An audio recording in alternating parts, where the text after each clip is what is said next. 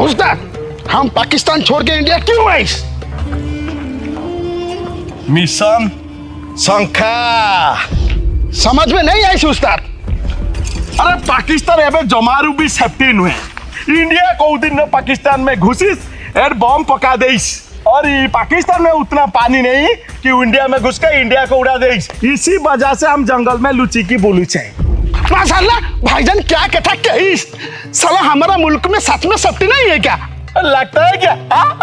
माशाल्लाह माशाल्लाह बचा दिस साला बचा दिस। ये जंगलटा कंपाई सेफ्टी ए जंगल रहिबो कहीं पता पाइबे नहीं। बढ़िया बढ़िया। मते टिके खर्च पानी दे दे। खर्च नेबे चाचा ओ भोसड़ी वाला चाचा ले खर्चा ले।